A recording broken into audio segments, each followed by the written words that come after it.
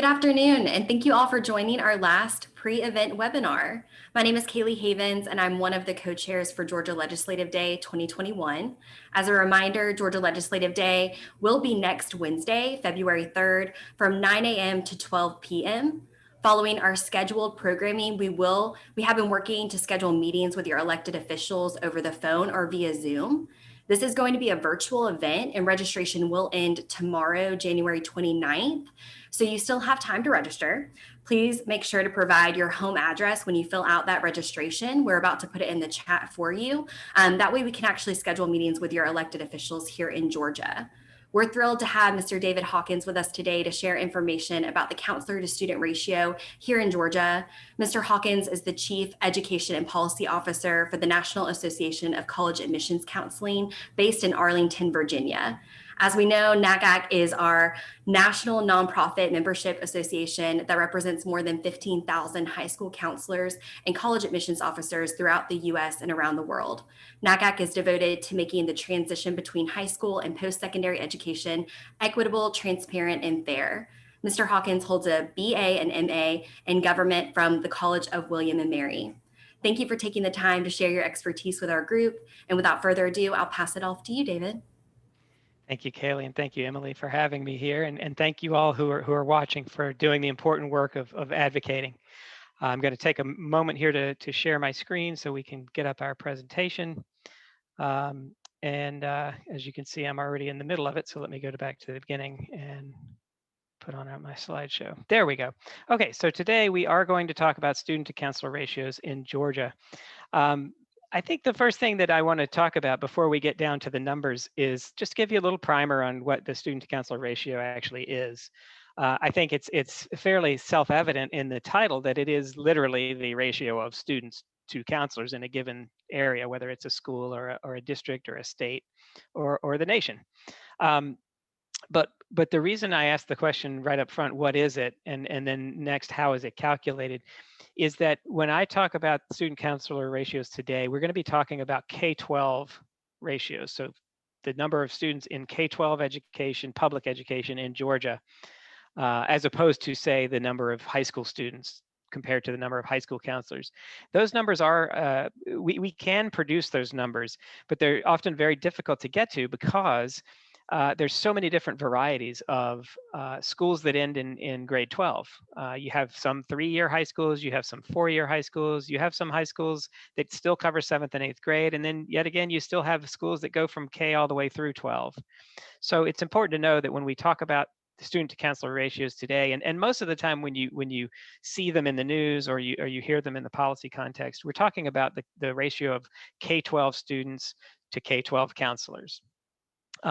In case you were wondering, typically when you talk about the K-12 student to counselor ratios overall, those do tend to be a little bit higher than the high school ratios, simply because there are often more high school counselors than there are elementary school counselors or middle school counselors. Just numerically, they have more of them. So that's an important bit to know as we start into this discussion about the data. How is it calculated? Well, we talked about the fact that it is literally just a ratio of students to counselors, but maybe more importantly, where does the data come from? And the answer to that, of course, is that schools typically report or have their staffing data maintained by their districts in the public schools. The districts then report that data to the state governments, and then the state governments subsequently report that data to the federal government. So the place where we and the American School Counselor Association and really anybody else who either advocates on behalf of counselors using the student to counselor ratio or who is an academic who studies it will get their data from the federal government because it does flow directly from the states and of course from the schools themselves. So that's just a little sort of primer as to what that number actually is from a data standpoint. I'll also mention, we'll get to why is it so important in a second, but I'll also mention that one thing that it's not a super precise measure of anything other than the ratio itself. A lot of times we find ourselves getting the question, well, what does that mean? What does it mean to have a high student to counselor ratio, practically speaking? And generally, there's very little academic research on what an ideal ratio should look like. The American School Counselor Association suggests a 250 to 1 ratio is an ideal ratio given the climate we're in.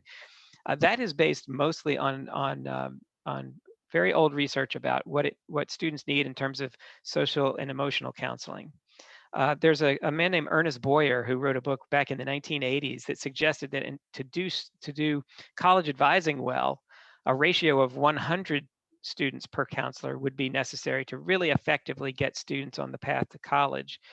I'm not aware of any research since he wrote his book about it back in the 80s, but that just gives you a sense that there's this area where something around 250 to 1 or less would be sort of an ideal ratio. And the reason why those those ratios matter, the reason why this barometer means something is because it functionally you can see that counselors can't deal with such large numbers of students in great detail given the time and the other responsibilities that they have, because we all know school counselors are responsible not just for college access but for all the other things that school counselors do, including social and emotional counseling, scheduling classes, academic advising, what have you. And the reason that we use this ratio as a barometer is because if school counselors are functionally restricted from getting good services, good one-on-one services to all their students, then it's really going to cost the students in the end. And when we talk about college access, we look at the results that we've seen from our own research based on the Department of Education's high school longitudinal study data. That students who worked with a school counselor were, as you see, almost 7 times more likely to complete a FAFSA, 3 times more likely to attend college of any sort, post-secondary education, and twice as likely to attend a bachelor's degree program. So if you think about it, investing in more counselors is a very tangible way to help students get to post-secondary education. And this is, again, a federal data set. We analyzed it, and we found that when a counselor and a student work one-on-one directly, then the student benefits in these very specific and tangible ways. So it's very important to kind of, for policymakers, to be able to see that progression, to be able to see if students work with counselors, there are better outcomes. We reach our goals as schools, as educators, and as a state. We have goals that we move students into post-secondary education. So we can see very clearly that school counselors can help with that. And I've included the link down here at the bottom of the page. It's available on the NACAC website.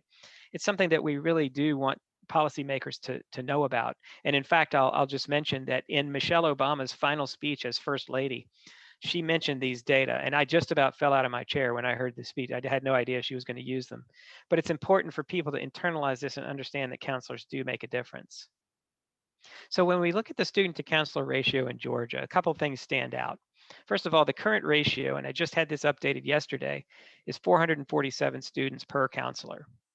Now, that's actually below the national average, so we have some good news. But as you can see with the map on the right, and this is available on our website, I'll have a link on a subsequent slide. The red districts here in Georgia are counties / districts that have student to counselor ratios that exceed 500 students per counselor. So really, you can see there's a great deal of need in Georgia. That policymakers, I will say we can give policymakers some credit as well as advocates for lowering Georgia's ratio, as I'll show you on the next slide. But the data is still pretty dire for a lot of places in Georgia where students just don't have access to school counselors in meaningful ways. And I'll say that the green districts there on the map are ones that have a 250 to 1 or below ratio. So everything else is higher than 250 to 1. As you can see here, this is from a report that we did a couple of years ago, and the data, as you can see, the 2014-15 data is about 5 years old. That's partly because the department takes a while to actually get this data out. But as you can see, the 10-year trend in Georgia actually was going in the wrong direction. It started at 455 to 1 and then got all the way up to 490 to 1 in 2013-14. But if you go back to the previous slide, you can see it's actually gone down since then. So I think there is some good news. I think as you all talk to legislators, you can say, hey, things have improved a little bit here in Georgia as a state. But we do want to go back and make sure we look at the state holistically and see where the red areas are and figure out, how we get students and counselors in those areas some help. And I'll say that in general, our mantra when it comes to advocating for school counselors is that we want to hire, train, and equip. Because obviously the only way you're going to bring down ratios is to hire more school counselors. So that's the first important thing. But it's also really important that not only do we hire counselors, but we train counselors, both new and existing, because there's an awful lot they have to know and keep informed about. And then equipping is the third piece of the puzzle there, and that is that in order to manage such large caseloads, school counselors need resources. They need ways to reach out to students and families that are effective and that are efficient. So hire, train, equip school counselors. These are the links that I promised earlier. Basically, we did a report on state-by-state ratios all across the country. So you can go to the NACAC website and see what all the different states look like. And we provided the 10-year trend line, just like you saw earlier in the presentation.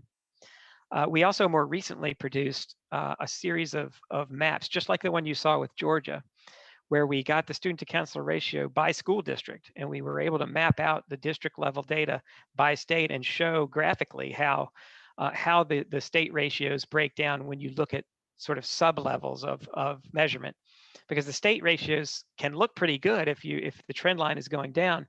But if you look at the state and there are these vast blotches of red, then you realize, oh well, wait a minute, we have an equity issue here in the state, and we need to attend to these places that don't have enough counselors. So I'll leave it there for questions and comments. I'm going to go ahead and stop sharing my, well, let me just let you soak that in if you have questions.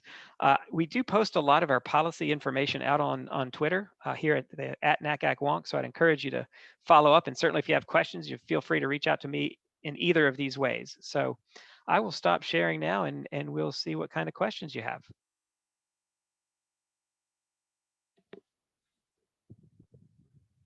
I see one question in the chat that says, can these links be added to the chat, please?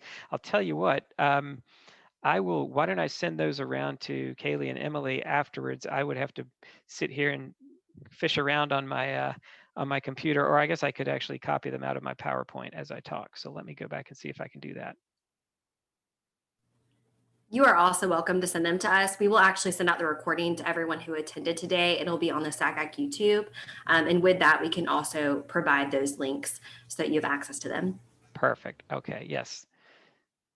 So are there any other questions?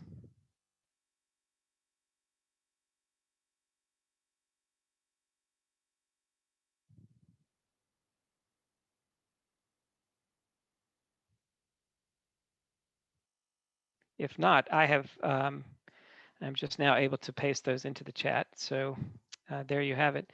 I will simply add, Kaylee, if there aren't any more questions, and Emily, that I can't say enough how much I appreciate everyone's willingness to go out there and advocate. This is really what makes a difference. And I've worked for NACAC now for 21 years, and I have such a fond appreciation for what everyone does when they pick up the phone, when they send that email, when they go and visit a legislator. And that is really crucial. And you all really do make a difference. So I greatly appreciate what you do on behalf of school counselors and students. Well, thank you so much, Mr. David Hawkins. We so appreciate you being here, for sharing these data with us, and for sharing the great news about the trends in student counselor ratios here in Georgia. I know that's getting many of us fired up and ready to go have those conversations with our legislators here on Wednesday. So for those of you who haven't yet registered for Legislative Day, tomorrow is the deadline to do so. The link is in the chat, and we certainly look forward to seeing you on Wednesday morning at 9 o'clock. Oh, looks like there is one more question in the chat from Amy Ruff. Go ahead and take it away, David. I will, thank you. Yes, Amy, good question. There are data can say a lot, right? But as Senator Dick Durbin from Illinois said in a meeting just a few weeks ago that I happened to be in, he said the 6 most effective words, or maybe it's 5, sorry, the most effective words you can use in advocacy are, let me tell you a story. So it's 6 words.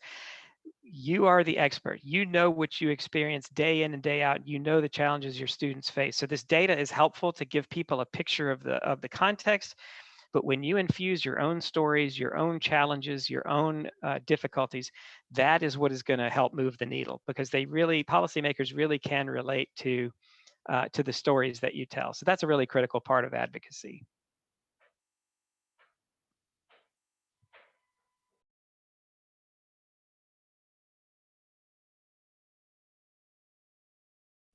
All right, well, with that, again, we thank you all for being here, and thank you, David, for taking the time from NACAC to join us today. It was incredibly informative, and we look forward to seeing you again at Legislative Day. So thank you all. Enjoy the rest of your afternoon.